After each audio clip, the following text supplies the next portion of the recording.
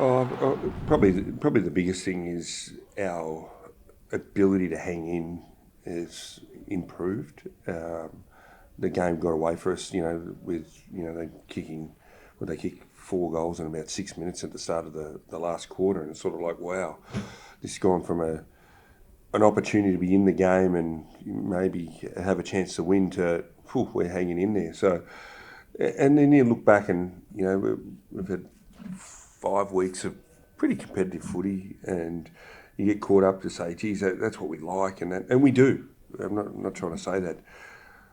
But we've got to become better than that. And that's, about digging in and scrapping and all that. That's got to be the normal. That's not, we're happy to see it. That's got to be the normal.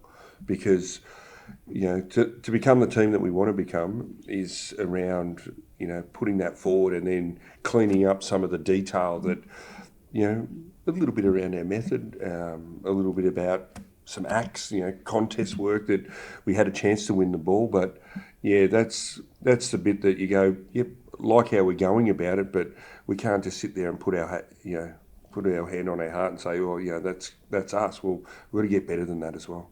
Ratty, you touched on the competitive past 5 weeks. Now, the wins don't necessarily say you've made a big leap, but do you feel like internally that at the halfway point of the season, roughly, that you have taken a big step forward from a year ago, or not as far as you'd like to be?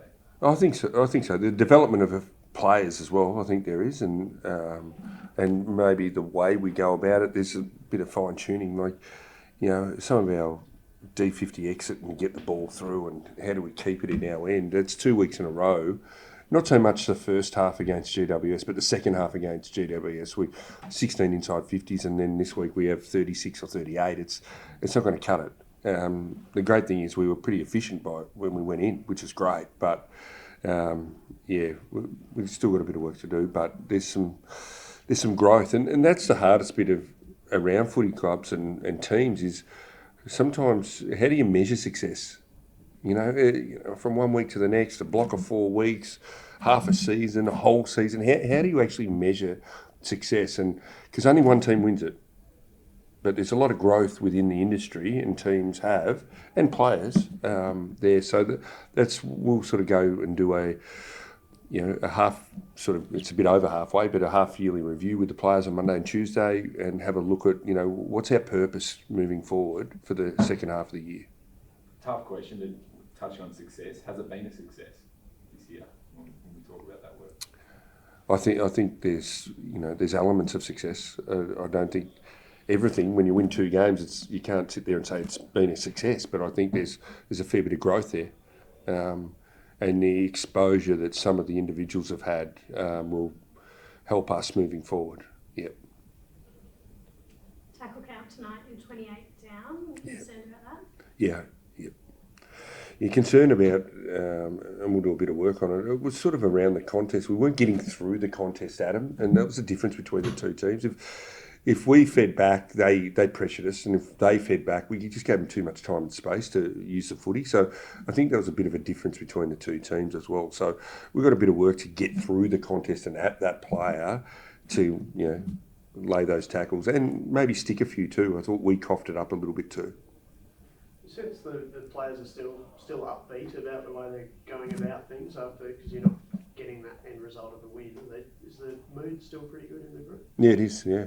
That's they can see the little wins, and if you just look at the end result every game, you're going to get pretty flat. But there's been some growth, so I think the players are looking at where they can see and how they feel. There's really good communication.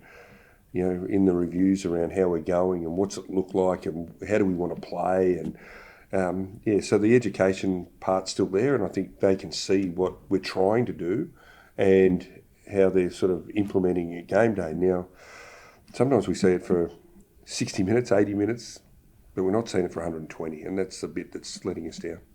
Todd Goldstein, he started the year out of the side.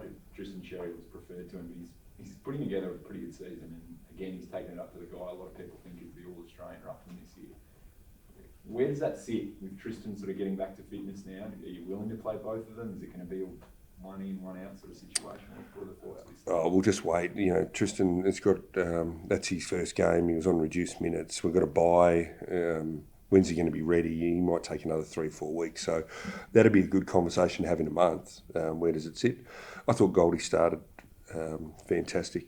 I think he took 3 or 4 marks in the D50, really held up well. But I think the longer the game went, I think English got right on top and became one of the most dominant players on the ground. So I think he started the game well, but I thought English, Tim got a hold of him towards the end. What's going to be the area of focus during the bye? What are you going to assess, I guess, the most out of the bye coming back into the second half of the season? Well, it's really to work out our purpose as a team, and I think they're good open conversations around what do we want to get out of the last 8 or 9 weeks. Because we've got a lot to gain and a lot to lose in the next 8 or 9 weeks, and how we go about it. So I think as a football team, we need to make sure that we're really clear with that, and when they turn up each day, they know what we're trying to accomplish as a group and what they have to do individually to help and support that. So we'll nut that out. Ray McLean works with us leading teams, so he'll facilitate that and go through that with the group.